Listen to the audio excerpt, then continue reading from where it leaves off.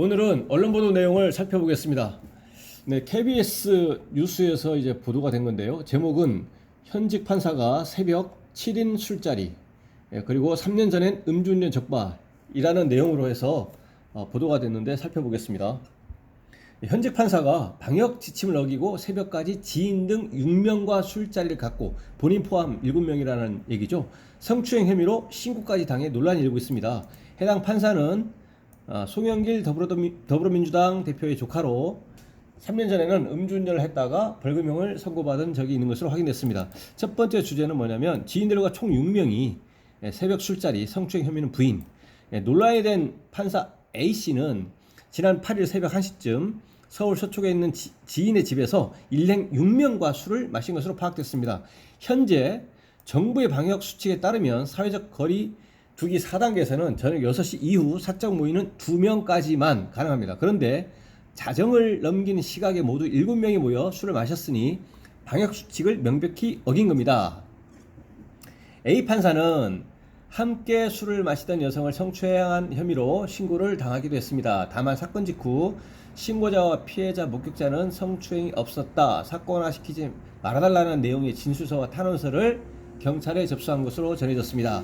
경찰은 이들이 감염병 예방법을 위반했다고 판단해서 구청에 명단을 통보한 뒤 성추행 의혹에 대해서는 수사 중이라고 밝혔습니다.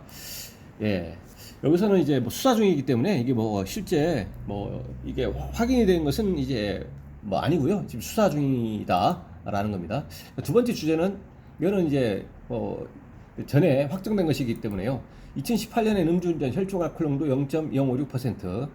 그런데 논란이 된 판사 A씨는 3년 전에는 음주운전했다가 벌금 100만 원형을 받은 것으로 확인됐습니다. 판결문을 보면 A 판사는 2018년 10월 27일 밤 11시 20분쯤 음주 상태로 서울 강남구의 한 도로를 200m 정도 달리다 경찰에 적발됐습니다. 경찰이 당시 A씨의 혈중 알코올 농도를 측정한 결과 0.056%였습니다.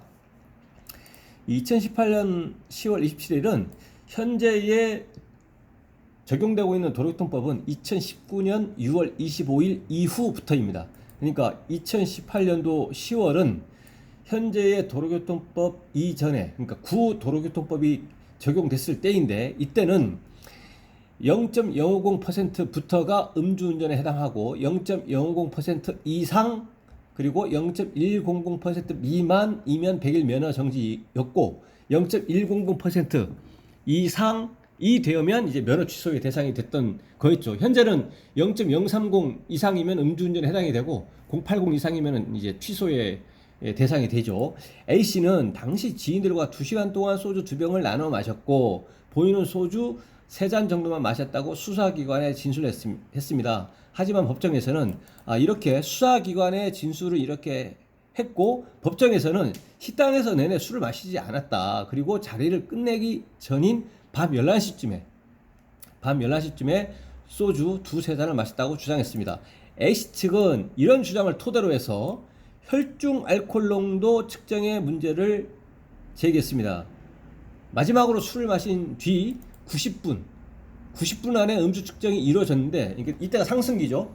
이때는 A씨의 혈중 알코올 농도가 상승하는 때라는 겁니다. 그래서 운전 당시 혈중 알코올 농도가 0.05% 이상이었다고 볼 수 없다. 상승하는 그 시점이었기 때문에 유도마크 공식을 적용해서 이제 또 마이너스를 해줘야 되거든요. 그래서 0.05% 이상이라고 볼 수 없다. 그리고 측정된 수치는 0.056이니까 이게 조금만 내려오면 0.05% 미만이 되지 않겠습니까? 그래서 운전 당시 혈중 알코올 농도는 상승기라는 그런 위드마크 공식 이거를 이제 고려하면 0.05라고 이상이라고 볼 수 없다라고 이제 주장을 했습니다. 하지만 재판부는 A씨의 주장을 받아들이지 않았습니다.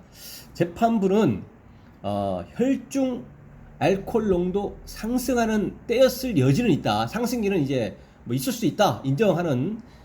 인정한다고 하더라도 일반적인 음주 단속 절차에 비춰볼 때 음주 측정 수치가 비합리적이라고 볼 수 없다고 설명했습니다. 또 A씨의 호흡 측정 수치가 0.056%로 음주운전 처벌 기준치 0.050이죠. 여기서는 음주운전 처벌 기준치 0.050%를 매우 근소하게 넘겼다고 보기 어렵다.